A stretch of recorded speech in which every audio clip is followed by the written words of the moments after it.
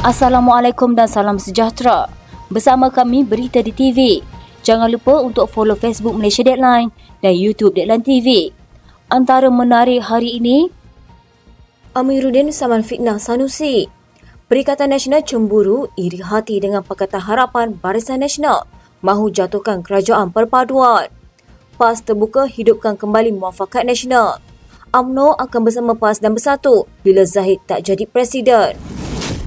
Perpaduan berbilang kaum ialah kunci utama kepada keharmonian dan kesejahteraan rakyat dan negara. Titah Yang di-Pertuan Agong Al-Sultan Abdullah Riayatuddin Al-Mustafa Bilal Shah.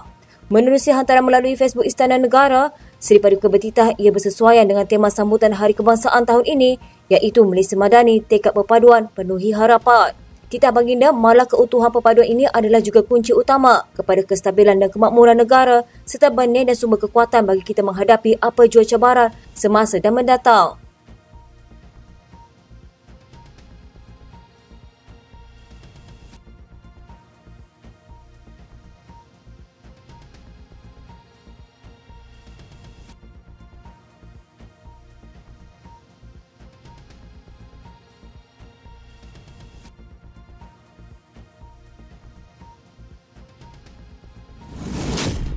Wakil dari Parti Amanah akan dilantik menjadi speaker baru bagi Dewan Undangan Negeri Negeri Sembilan, manakala timbalannya pula dalam kalangan pimpinan PKR.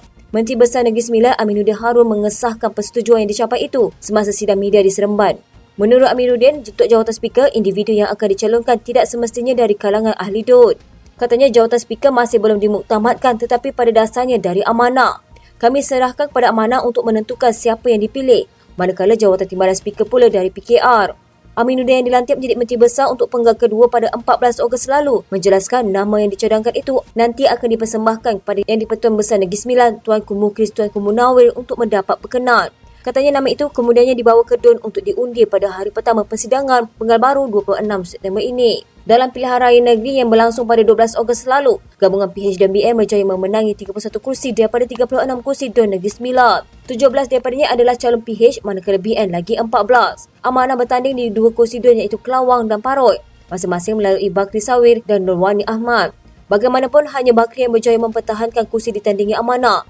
Sebelum ini, jawatan speaker disandang oleh Zulkifli Muhammad Omar yang juga pengerusi Amanah Negeri Sembilan. Aminuddin berkata sidang pertama penggal ini akan berlangsung selama 4 hari termasuk majlis perasmian iaitu pada 9 Oktober ini dan bakal membabitkan 2 rang undang-undang serta belanjawan tambahan bagi pengurusan kewangan negeri.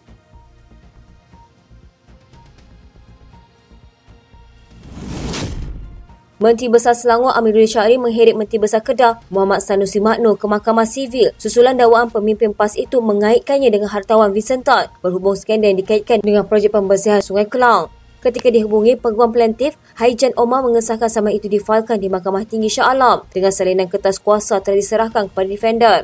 Pada 9 Ogos lalu, pasukan peguam Amiruddin telah menyampaikan surat tuntutan kepada Sanusi memohon defendant memohon maaf dalam tempoh 48 jam dan membayar ganti rugi 10 juta ringgit. Sanusi dalam ucapan semasa jelajah Mega PN Bas sayangi Kedah Sejahtera di dataran Darul Aman Jitra didakwa membuat dakwaan mengenai skandal antara Amiruddin dan Tan yang mahu melaksanakan projek bernilai 10 bilion ringgit di Sungai Kelang.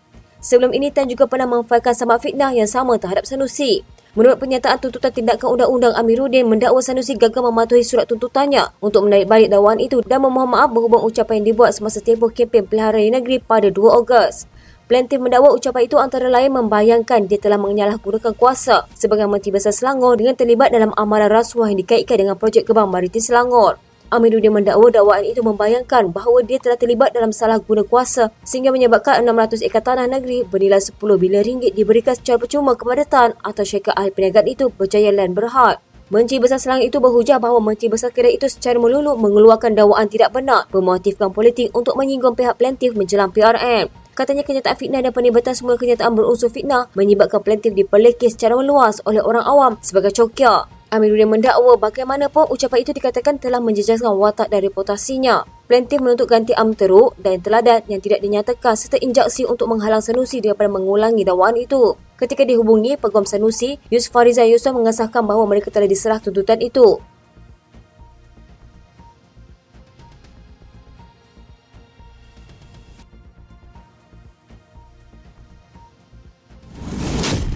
Tindakan rangkus pemimpin Perikatan Nasional untuk menjatuhkan kerajaan perpaduan disebabkan perasaan cemburu dan iri hati mereka dengan kerjasama baik terjalin antara Pakatan Harapan dan Barisan Nasional pada masa ini. Ahli Parlimen Jelutong RSN Raya berkata, penolakan dibuat kepimpinan PN terhadap penubuhan kerajaan selepas pilihan raya umum ke-15 menunjukkan mereka tidak mengambil berat terhadap kesejahteraan rakyat dan pembangunan negara. Bagaimanapun katanya kepimpinan PH dan BN bersikap sebaliknya dengan mematuhi titah Yang di-Pertuan Agong untuk mengetepikan perbezaan selama ini dan bekerjasama demi Malaysia. Katanya Tan Sri Muhyiddin Yassin menolak untuk mewujudkan kerajaan perpaduan, manakala Tan Sri Abdul Hadi Awang pula mahu menjatuhkan kerajaan hari ini. Mereka bersikap angkuh kerana tidak boleh melihat PH dan BN bekerjasama dengan baik. Mereka ini tidak henti-henti mencari formula mahu menjatuhkan kerajaan.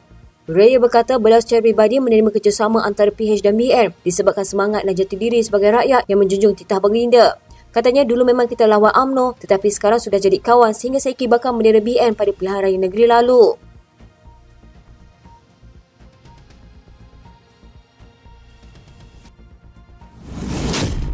PAS masih terbuka untuk meneruskan agenda penyatuan ummah bersama UMNO yang kini memilih membentuk kerjasama di bawah kerajaan perpaduan bersama Pakatan Harapan. Timbalan Presiden PAS Datuk Seri Tuan Ibrahim Tuan Man menegaskan parti itu masih mengambil sikap sedemikian memandangkan ummah khususnya orang Melayu masih memerlukan penyatuan. Katanya, gagasan penyatuan ummah muafakat nasional masih terbuka dan PAS bersama bersatu dalam Perikatan Nasional yakin ummah ini perlukan penyatuan dan muafakat. Kita penuh yakin dalaman UMNO yang masih sayangkan gagasan ini dan demikian juga dengan PM. Reaksi Tuan Ibrahim itu hadir sebagai mengulas kenyataan bekas ahli kerja tertinggi UMNO, Datuk Seri Tajuddin Abdul Rahman yang menyatakan keperluan untuk semangat MN dihidupkan kembali, khususnya membabitkan dua parti itu. MS secara dasarnya semula terkubur selepas UMNO yang menerajui Barisan Nasional mengambil keputusan bertanding solo dalam pilihan raya umum lalu. Seterusnya membentuk kerajaan perpaduan bersama PH. Mengikut sejarahnya, MS secara rasmi dibentuk pada 14 September 2019 menerusi pemeteraian satu piagam ditandatangani Presiden UMNO Datuk Seri Dr. Ahmad Zahid Hamidi dan Presiden PAS Datuk Seri Abdul Hadi Awang di Dewan Merdeka Pusat Dagangan Dunia Kuala Lumpur. Mengulas selanjutnya, Tuan Ibrahim berkata semangat yang dibawa dalam MN ini boleh dihidupkan kembali jika kedua-dua pihak boleh mengetepikan agenda peribadi.